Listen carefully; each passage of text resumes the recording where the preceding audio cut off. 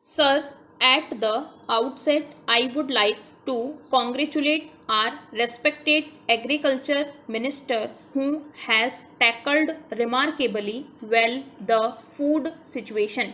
When he took over, we had a very gloomy situation in the country. The very fact of his taking over the portfolio created a new atmosphere of confidence in the country. He kept up the morale. Then we had good monsoons, and unfortunately, this year we have an estimated 114 million tons, which is a record. We had a very successful procurement. We had a target of 13 million tons. I think we hope to get more than 15 million tons. Para. Another important fact is that the off-take from the cheap grain shops has been reduced, and therefore the government's responsibility to supply this cheap grain is also less. That will leave some surplus with us. In 1975, we supplemented our buffer stock by importing about 7 million tons.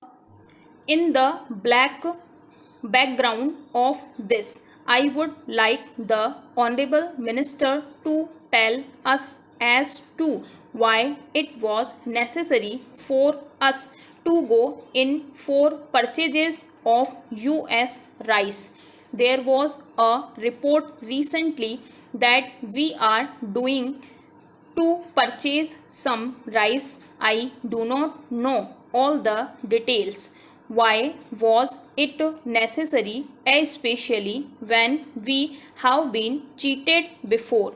We have filed a suit for an amount of 21 crore dollars, which is a big amount. In the background of this, why was it necessary to go in for this purchase?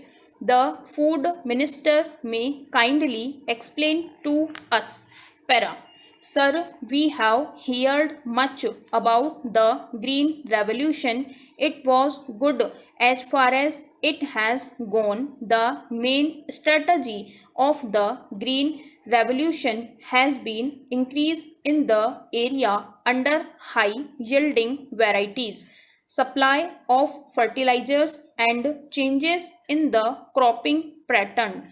It is the finding of many economists in the cropping pattern and that the Green Revolution has resulted in creating a rich class at the cost of the poor marginal farmers and landless laborers who are became so serious that at one stage the then home minister warned the country that unless adequate efforts were made, the Green Revolution would turn into a red revolution.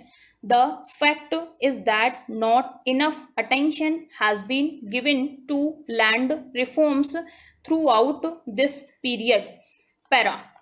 Why did it happen? There was an eminent American scholar teaching in the Delhi University for some time.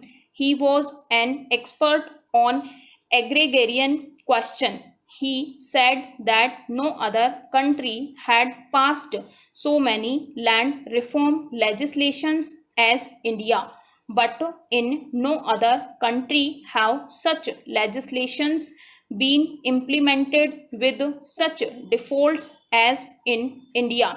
I would lay the blame squarely on the states. Our states have been tardy, have not been very particular about land reforms, and it was exactly on those occasions when the center took the land that land reforms were implemented.